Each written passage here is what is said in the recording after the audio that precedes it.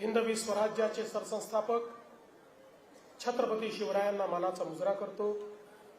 भारतीय राज्यघटनेचे शिल्पकार भारतरत्न डॉक्टर बाबासाहेब आंबेडकर यांना मानवंदना अर्पित करतो। खऱ्या अर्थानं या ठिकाणी ज्यांनी आपल्या संस्कृतीचं पुनरुज्जीवन केलं त्या पुण्यश्लोक अहिल्यादेवी होळकर यांच्या चरणी नतमस्तक होतो।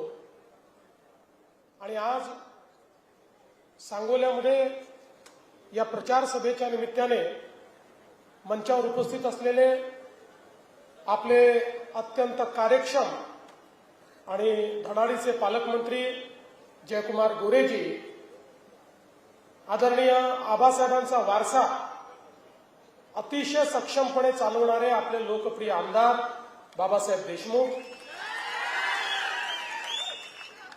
आपले पाण्याकरता झुंज देऊन पाणी आणणारे असे माजी खासदार रणजितसिंह नाईक निंबाळकर, आपल्या तालुक्यातले अत्यंत प्रभावी नेते असे दीपक आबा साळुंखे पाटील आणि जतचा ढाण्या वाघ गोपीचंद पडळकरजी, आमदार समाधानदादा आवताडे, आमदार सचिनदादा पाटील, आमदार नारायणआबा पाटील, आपले पंढरपूरचे नेते माजी आमदार प्रशांत परिचारकजी, चेतनसिंह केदार सावंत, बाळासाहेब एरंडे, दुर्योधनजी इपरकर, सचिनजी देशमुख, बाळासाहेब काटकर, अजितजी जगताप आणि या ठिकाणी नगराध्यक्ष पदाकरता आपले उमेदवार मारुती आबा बनकर आणि या साईडला तुम्ही दिसा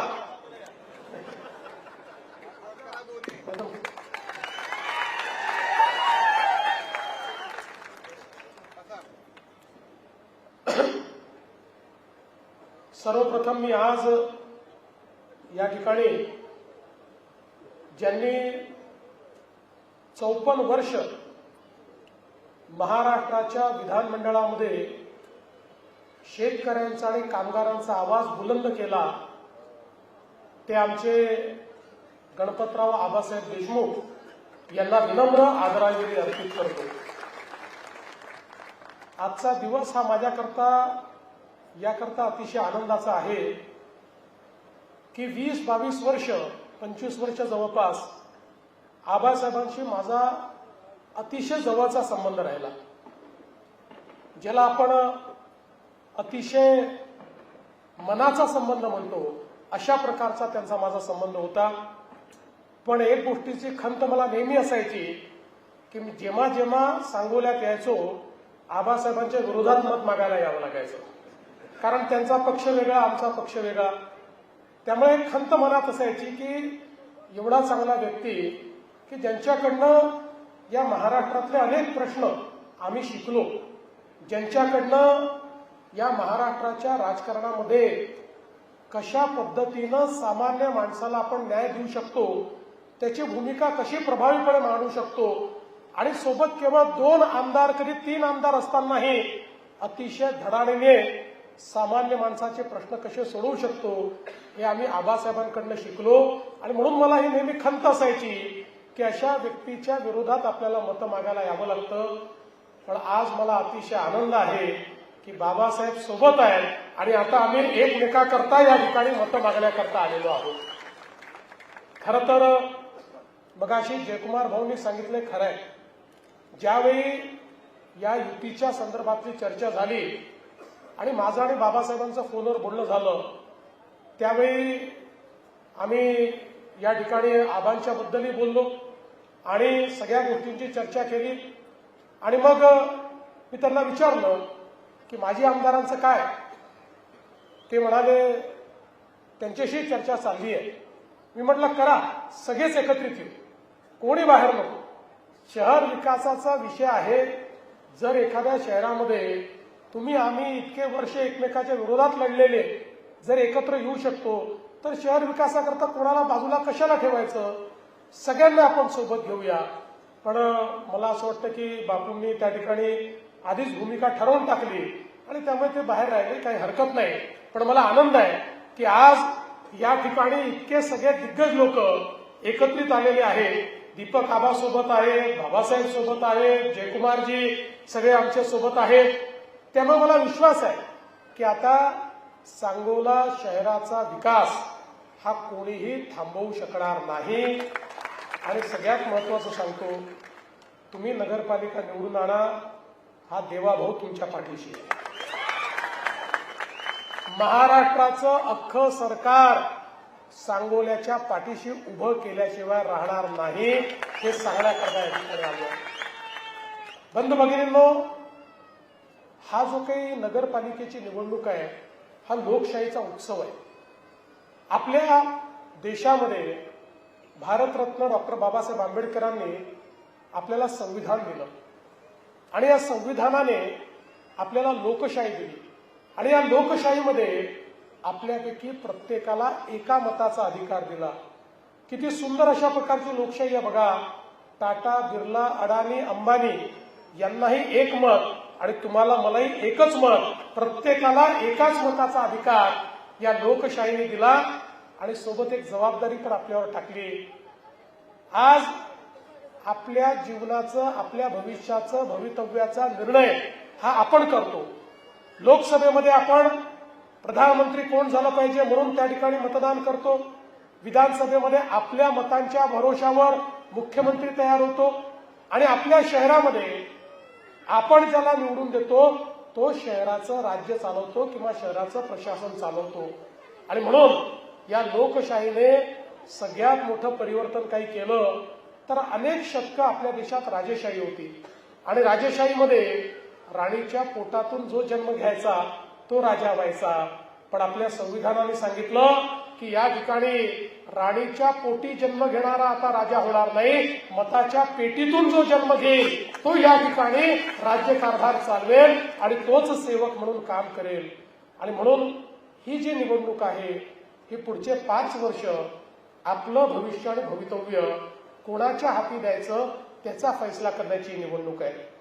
आपण बघा, आपल्या देशामध्ये जवळपास स्वातंत्र्यानंतर 60-65 वर्ष राज्यकर्त्यांची एक मानसिकता होती आणि ती योग्य होती, ती काही चुकीची नव्हती, की भारत हा छोट्या छोट्या गावांमध्ये राहतो आणि म्हणून गावांचा विकास म्हणजे भारताचा विकास. आणि हे करत असताना आपल्या राज्यकर्त्यांना या गोष्टीचा विसरच पडला की शहरातही लोक राहतात. शहरांकरता 60-65 वर्ष कुठल्या योजना तयार झाल्या नाहीत, शहरीकरणाचं नियोजन करण्याचा आपण विचार केला नाही. एकीकडे त्या ठिकाणी अन्न, वस्त्र, निवारा, शिक्षण, आरोग्य, रोजगार या सगळ्या गोष्टी करता लोक हळूहळू गावाकडनं शहराकडे येत होते, पण शहरामध्ये नियोजनच नव्हतं. परिणाम काय झाला? शहरामध्ये नियोजन नसल्यामुळे लोकांना राहायची जागा नव्हती. मग ज्या ठिकाणी जागा मिळाली त्या ठिकाणी कोणी अतिक्रमण केलं, कोणी झोपडी बांधली, मिळेल तशा पद्धतीनं लोक राहायला लागले. मग त्या ठिकाणी पिण्याच्या पाण्याचा प्रश्न निर्माण झाला, नाल्या काढल्या, मग त्या नाल्यातनं मैला व्हायला लागला, त्यातनं घाण, दुर्गंधी, मच्छर, रोगराई अशा अनेक गोष्टी तयार झाल्या. मग ते सांडपाणी आपल्या विहिरींमध्ये जायला लागलं, नदी नाल्यांमध्ये जायला लागलं, आपले जलस्रोत प्रदूषित झाले, आपल्या जमिनी प्रदूषित झाल्या, लोकसंख्या वाढली. पण त्याचा नीट नियोजन न केल्यामुळे प्रत्येक शहरामध्ये कचऱ्याच्या थप्प्या, मोठ्या प्रमाणात कचऱ्याची केंद्र अशा प्रकारे तयार झाली की आपल्याला गल्लोगल्ली किंवा शहराच्या मध्यवर्ती ठिकाणी मोठ्या प्रमाणात कचरा दिसायला लागला आणि आपली शहरं ही बकाल व्हायला लागली. आणि म्हणूनच 2014 साली ज्यावेळेस देशामध्ये मोदीजी प्रधानमंत्री झाले त्यावेळी पहिल्यांदा मोदीजींनी सांगितलं की गावाचा विकास तर महत्वाचा आहेच, पण सोबत शहरांचाही विकास आपल्याला करावा लागेल. कारण देशाच्या जीडीपीचा 65% जीडीपी हा शहरात तयार होतो. शिक्षण, आरोग्य आणि रोजगाराची संधी ही आपल्याला शहरामध्ये त्या ठिकाणी प्राप्त होते. आणि म्हणून आपल्याला शहरांचा विकास करून शहरामध्ये राहणारे गरीब आहेत, शहरामध्ये राहणारे मध्यमवर्गीय आहेत, यांचं जीवनमान कसं उंचवता येईल याकरता प्रयत्न केला पाहिजे. आणि देशाच्या इतिहासामध्ये पहिल्यांदा केंद्र सरकारने शहराकरता योजना तयार केल्या. स्मार्ट सिटीची योजना, अमृत शहरांची योजना, स्वच्छ भारत शहरी योजना, प्रधानमंत्री आवास शहरी योजना, अशा अनेक योजना, लाखो कोटी रुपये पहिल्यांदा देशाच्या मध्यवर्ती सरकारने, केंद्र सरकारने त्या ठिकाणी आपल्या बजेटमध्ये ठेवले आणि वेगवेगळ्या राज्यांना ते पैसे देणं सुरू केलं. आपल्या महाराष्ट्रालाही 50,000 कोटी रुपये या वेगवेगळ्या योजनांमधनं आपली शहरं चांगली करण्याकरता मिळाली. आपण विचार करा, महाराष्ट्राचा जर आपण विचार केला तर महाराष्ट्रातील 6.5 कोटी लोक हे 40,000 गावांमध्ये राहतात आणि तेवढेच 6.5 कोटी लोक आपल्या सांगोल्यासारख्या 400 शहरांमध्ये राहतात. म्हणजे अर्धे लोक 40,000 गावांमध्ये आणि अर्धे लोक 400 शहरांमध्ये. त्यामुळे या 400 शहरांमध्ये राहणाऱ्या लोकांचं जीवनमान जर आपण बदललं तर एकीकडे त्यांचं जीवनमान देखील चांगलं होईल आणि दुसरीकडे त्या ठिकाणी नवनवीन संधी तयार होतील. आणि म्हणूनच आज आपण ज्यावेळेस या ठिकाणी या निवडणुकांना सामोरं चाललो, मी गेले अनेक दिवस रोज 6 सभा करतो, सभांमध्ये भाषण करतो, पण कुठल्याही भाषणामध्ये कोणावर टीका करत नाही, कुठल्या पक्षाला उणं बोलत नाही, कुठल्या व्यक्तीवर बोलत नाही. याचं कारण एक सकारात्मक मत मागण्याकरता मी आलेलो आहे. मला या ठिकाणी शहराचा विकास करायचा आहे. शहराच्या विकासाचा एक आराखडा आपण तयार केलेला आहे. शहराच्या विकासाचं एक ब्ल्यूप्रिंट आपण मांडतो आणि त्याकरता आपल्याकडे नीती पण आहे, त्याकरता आपल्याकडे नियत पण आहे आणि त्याकरता मोदीजींनी दिलेला निधी पण आपल्याकडे आहे. त्यामुळे शहरं आपल्याला बदलता येऊ शकतात. आज आपल्याला प्रत्येक शहरामध्ये पिण्याच्या पाण्याची योजना करायची आहे. 30,000 कोटी रुपये जलजीवन मिशन आणि या अमृत शहराच्या माध्यमातून आपल्याला मोदीजींनी दिले आहे. प्रत्येक शहरामध्ये, प्रत्येक घरामध्ये नळ उघडल्यानंतर 365 दिवस त्या ठिकाणी स्वच्छ पिण्याचं पाणी आलं पाहिजे, ही आपली अपेक्षा आहे. आणि त्याकरता आपल्याकडे मोठ्या प्रमाणात हा सगळा निधी जो आहे तो उपलब्ध आहे आणि म्हणून त्या संदर्भातही अनेक योजना आता आपण सुरू केलेल्या आहेत. एवढंच नाही तर आज आपण पाहतो मोदीजींनी आपल्याला प्रधानमंत्री आवास योजनेच्या माध्यमातून मोठ्या प्रमाणात घरांकरता निधी दिला. 2.5 लाख रुपये हे आपल्याला ज्यांच्याकडे कच्चं घर आहे, ज्यांच्याकडे झोपडी आहे, ज्यांच्याकडे घर नाही आहे, अशा लोकांना देण्याकरता उपलब्ध करून दिले. पण नंतर आमच्या लक्षात आलं की त्याचा पाहिजे त्या प्रमाणात आपण उपयोग करू शकत नाही, कारण लोकांकडे त्यांच्या जमिनीची मालकी नाही. लोक अतिक्रमण करून बसलेले आहेत आणि योजनेमध्ये तुम्हाला मालकी हक्काचा पट्टा मागितला जातो आणि तो पट्टा नसेल तर तुम्हाला त्या ठिकाणी पैसे मिळत नाही. 2 महिन्यापूर्वी आपण निर्णय केला, राज्य सरकारने एक नवीन शासन निर्णय काढून सर्व आपल्या नगरपालिकांच्या, नगर परिषदांच्या, नगरपंचायतीच्या क्षेत्रामध्ये जेवढे लोक अतिक्रमण करून राहत आहेत त्या सगळ्यांचं अतिक्रमण नियमित करायचं आणि त्यांना मालकी हक्काचा पट्टा द्यायचा आणि ज्याला पट्टा दिला त्याला 2.5 लाख रुपये घर बांधायला द्यायचे. अशा प्रकारचा निर्णय आपण केलेला आहे आणि त्याकरता माननीय मोदीजींनी आपल्याला निधी उपलब्ध करून दिलाय. आज आपण पाहतो शहरांमध्ये मोठ्या प्रमाणात नाल्यांची समस्या आहे, भुयारी गटाराच्या योजना नाही आहेत. भुयारी गटार नसल्यामुळे हे सगळं सांडपाणी, घाणपाणी आपलं आरोग्य खराब करताय. काही ठिकाणी भुयारी गटाराच्या योजना झाल्या तरी त्या पूर्ण शहर कव्हर करत नाही आणि म्हणून आता संपूर्ण शहर कव्हर करणाऱ्या भुयारी गटाराच्या योजना, की ज्या योजनातनं जे काही सांडपाणी आपण नेतो ते सांडपाणी आपण असं सोडून द्यायचं नाही, तर एसटीपीच्या माध्यमातून त्याच्यावर ट्रीटमेंट करून त्यातला जो मैला आहे तो बाजूला काढायचा, त्यातनं खत तयार करायचं आणि उरलेलं पाणी आपण सोडायचं, जेणेकरून ते नाल्यातनं, नदीतनं कुठूनही गेलं तरी आपल्या जमिनीला ते खराब करणार नाही, आपल्या जमिनी देखील चांगल्या राहतील, आपले जलस्रोत देखील प्रदूषित होणार नाही. अशा पद्धतीनं आपण काम सुरू केलेलं आहे. आणि त्यासोबत आता आपण मोठ्या प्रमाणात घनकचऱ्याच्या व्यवस्थापनाचं काम सुरू केलं आहे. सांगोल्यातली एक प्रमुख समस्या ही देखील आहे, शहराच्या मध्यवर्ती ठिकाणी कचऱ्याचा डेपो तयार झालेला आहे, त्यामुळे तो डेपो आपल्याला हलवायचा आहे. आपण काळजी करू नका, स्वच्छ भारत योजनेच्या अंतर्गत आपल्याकडे भरपूर निधी आहे. केवळ आपल्याला ती कचरा कुंडी, तो डेपोच बाहेर न्यायचा नाही, तर त्याच्यासोबत सगळा कचरा जमा करून त्या कचऱ्यावर आपल्याला योग्य प्रक्रिया करायची आहे. आता कचरा जमा करणं हे इतिहास जमा झालेला आहे. आता महाराष्ट्रातल्या किमान 400 पैकी 300 शहरांमध्ये आम्ही कचऱ्यावर वेगवेगळ्या प्रकारची प्रक्रिया सुरू केलेली आहे. आता कचरा ही आपली लायबिलिटी राहिलेली नाही. आमचे गडकरी साहेब नेहमी म्हणतात, nothing is waste, everything is wealth. हा कचरा वेस्ट राहिलेला नाही. आता या कचऱ्यावरही आपण प्रक्रिया करतोय. छोट्या नगरपालिकांमध्ये कचऱ्यापासून आपण पेलेट्स तयार करतोय. कोळशासारखे पेलेट्स होतात. कोळशाच्या ऐवजी ते पेलेट्स वापरता येतात. त्या ठिकाणी खतांची निर्मिती करतो. खताचा ब्रँड तयार केलाय. आता नगरपालिकाच्या कचऱ्यापासून तयार होणाऱ्या खताचा आपण एक ब्रँड तयार केलेला आहे. आणि जिथे जास्त कचरा आहे त्या ठिकाणी तर आता आपण अनेक शहरांमध्ये कचऱ्यापासून विद्युत निर्मिती सुरू केलेली आहे. आता पिंपरी चिंचवडची झाली, पुण्याची झाली, ठाण्याची झाली, अनेक ठिकाणी आपण ते केलेलं आहे, नागपूरची झाली. आणि अनेक ठिकाणी कचऱ्यापासून गॅसची निर्मिती करतोय. जो गॅस सीएनजी सारखा आपल्या वाहनामध्ये भरता येतो आणि आपली वाहनं त्याच्यावर चालवता येतात.